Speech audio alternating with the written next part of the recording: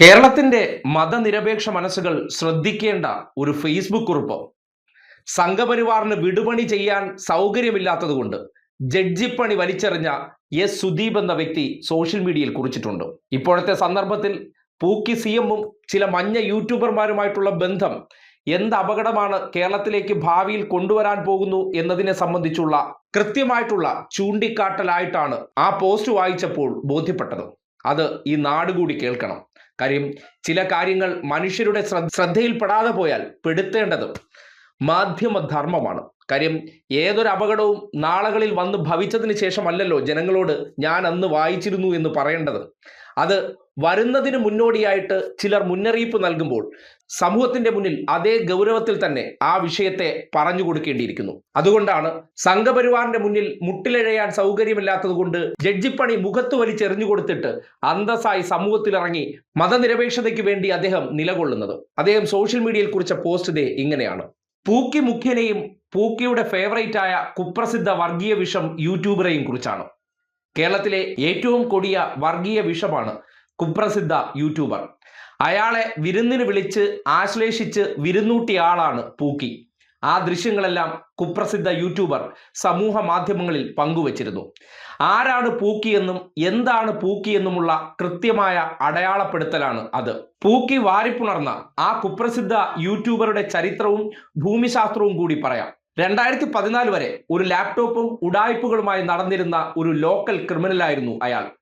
സംഘ സർക്കാർ 2014 അധികാരത്തിൽ വന്നതോടെ അയാൾ നാഗ്പൂരിലും ഡൽഹിയിലും ചെന്ന് സാഷ്ടാംഗം വീണു.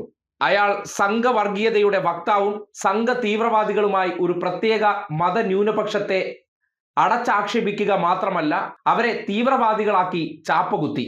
സംഘം അയാൾക്ക് ഫണ്ട് നൽകി. അയാൾ കോർപ്പറേറ്റ് ലെവലിലേക്ക് വളർന്നു. സംഘത്തിൽ നിന്നുള്ള കോടികൾ ഒരു വരുമാന മാർഗം. ഒരാളെ മനഃപൂർവ്വം അപകീർത്തിപ്പെടുത്താനുള്ള വ്യാജ വാർത്ത നൽകാൻ വാങ്ങുന്ന കോടികൾ മറ്റൊരു ആദായ വരുമാനം. അത്തരം വ്യാജ വാർത്തകൾ നൽകാതിരിക്കാൻ ഭീഷണിപ്പെടുത്തുന്ന കോടികൾ മറ്റൊരു വരുമാനം. നൽകിയ വ്യാജ വാർത്തകൾ പിൻവലിക്കാൻ പിന്നെയും കോടികൾ നൽകണം. പുറമെ യൂട്യൂബിൽ നിന്നുള്ള വരുമാനവും. പഴയ പൂച്ചക്കുട്ടി ചാനൽ നടത്തിയ മാ പത്രത്തിന്റെ ജില്ലാ പ്രാദേശിക ലേഖകരുമായി ടൈപ്പ് ഉണ്ടാക്കി മഞ്ഞ വാർത്തകൾ ഉണ്ടാക്കാനും എത്തിക്കാനുമുള്ള കൊട്ടേഷൻ സംഘം അവരാണ്. അവർക്ക് കമ്മീഷൻ. അങ്ങനെ അയാൾ നാടെങ്ങും വ്യാജ അശ്ലീല കഥകളും വർഗീയത പരത്തുകയും വളർത്തുകയും ചെയ്തു. സംഘ തീവ്രവാദികളും അവരിൽ നിന്ന് അച്ചാരം വാങ്ങുന്ന വെനം അവതാരകരുടെ നെറ്റ് ചാനലുകളും സംഘമാനസമായ പൂക്കിയുമെല്ലാം അയാളെ എല്ലാ തരത്തിലും വളർത്തി. വലതുഭരണം കൊണ്ടുവരിക എന്നതല്ല യൂട്യൂബറുടെ ആത്യന്തിക ലക്ഷ്യം. തീവ്ര വലതുഭരണമാണ് അയാളും അയാളുടെ പ്രായോജകരും ലക്ഷ്യം കാണുന്നത്. അതിലേക്കുള്ള മാർഗം മാത്രമാണ് പൂക്കി മുഖ്യൻ. രാവിലെ എഴുന്നേറ്റാലുടനെ യൂട്യൂബിലൂടെ വ്യാജവും അപവാദവും അസഭ്യവും വർഗീയതയും തീവ്രവാദവും പറയുക എന്നതും അത് പാതിരാവരെ തുടരുന്നതും യൂട്യൂബറുടെ 10 വർഷത്തെ ശീലമാണ്. അത്തരം വ്യാജങ്ങളുടെ ആരാധകരാണ് അയാളുടെ കാഴ്ചക്കാർ. അവർക്കെന്നും തെറിയും തെമ്മാടിത്തരവും കേട്ടേ പറ്റൂ. യൂട്യൂബർ മാന്യനാവുകയോ നല്ല വർത്തമാനം പറയുകയോ ചെയ്താൽ അയാളുടെ വരുമാനം ഇടിയും. അത് മറ്റാരെക്കാളും നന്നായി യൂട്യൂബർക്കറിയാം. അതുകൊണ്ട് കേരളത്തിൽ സംഘം അധികാരത്തിലെത്തുവോളം അയാൾ തെറിയും തെമ്മാടിത്തരവും പറഞ്ഞുകൊണ്ടേയിരിക്കും. അയാളുടെ ചോറ് പൂക്കി മുഖ്യന്റെ വീട്ടിലാണ്. യൂട്യൂബറുടെയും പൂക്കിയുടെയും കൂറ് നാഗ്പൂരിലും. അതുകൊണ്ട് കുപ്രസിദ്ധ യൂട്യൂബറുടെ പോസ്റ്റുകളും വാർത്തകളും പങ്കുവയ്ക്കാതിരിക്കുക. അയാളുടെ പേര് പോലും പറയരുത്. യൂട്യൂബറെ ആര് തല്ലിയാലും അയാൾക്ക് സന്തോഷം മാത്രം.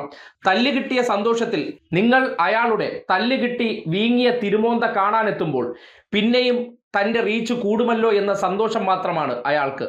പകൽ MN കാര്യാലയത്തിലും രാത്രി സംഘ കാര്യാലയത്തിലും കഴിയുന്ന പൂജ്യനായ പഴയ പ്രസിഡന്റിന് കാവിച്ചരട് കെട്ടിയ എല്ലാ ചങ്കരന്മാർക്കും റീച്ചാണ് മുഖ്യം. ചങ്കരൻ അതുകൊണ്ട് ചാനലിൽ തുറന്ന് സമ്മതിച്ചു എന്ന് മാത്രം. അവരെല്ലാം സംഘം നിയോഗിച്ച ആട്ടിൻ തോലണിഞ്ഞ നിരീക്ഷകരാണ്. സംഘത്തിന് വഴിയൊരുക്കലാണ് അവരുടെ ജോലി. അറ്റ് ലാസ്റ്റ് സംഘം shall reach the cliff house and secretariat. അതിലേക്കുള്ള മാർഗങ്ങളാണ് പൂക്കിയും കുപ്രസിദ്ധ യൂട്യൂബറുമെല്ലാം. കരുതിയിരിക്കുക. കൃത്യമായിട്ടുള്ള നിരീക്ഷണമാണ്. പേരുകൾ അദ്ദേഹം പരാമർശിക്കാതെ പോയെങ്കിലും ആരാണ് ആ യൂട്യൂബർ എന്ന് നിങ്ങൾക്ക് പറഞ്ഞു തരേണ്ട കാര്യമില്ല. മറുനാട്ടിൽ കച്ചവടം നടത്തി ഇപ്പോഴും കച്ചവടം തുടരുന്ന ആ യൂട്യൂബറെ ചിലർ മറുത എന്നൊക്കെ വിളിക്കും. ആ മറുതയെക്കുറിച്ച് ഇത്ര വിശദീകരിച്ച് പറയാൻ കാരണം അയാൾ ലക്ഷ്യം വയ്ക്കുന്നത് കോടികൾ സംഘപരിവാറിൽ നിന്ന് വാങ്ങി ഈ നാടിനെ സംഘപരിവാറിന് അടിയറ വയ്ക്കുക എന്നുള്ളതാണ്. അതിന് പൂക്കി മുഖ്യൻ ഒരു പാലം മാത്രമാണ്. അതിലേക്ക് കേരളത്തിനെ പതിയെ പതിയെ കൊണ്ടുപോകുന്നു എന്നൊരു യാഥാർത്ഥ്യം ഈ നാട്ടിലെ മതന്യൂനപക്ഷങ്ങളും മതേതര ബോധമുള്ളവരും തിരിച്ചറിഞ്ഞില്ലെങ്കിൽ നാളുകളിൽ അപകടം വീട്ടുമുറ്റത്ത് എത്തുമ്പോൾ മാത്രമേ നിങ്ങൾ അറിയത്തുള്ളൂ. അതുകൊണ്ട് പൂക്കി മുഖ്യനും യൂട്യൂബറും തമ്മിലുള്ള ആ അവിശുദ്ധ ബന്ധത്തെക്കുറിച്ച് മനസ്സിലാക്കുക.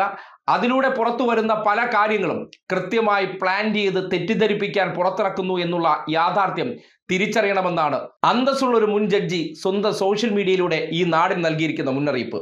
ശ്രദ്ധയോടുകൂടി പരിഗണിക്കേണ്ടത് തന്നെയാണ്. അതുകൊണ്ടാണ് അതിനെ ഒരു വാർത്തയായി തന്നെ അവതരിപ്പിച്ചത്.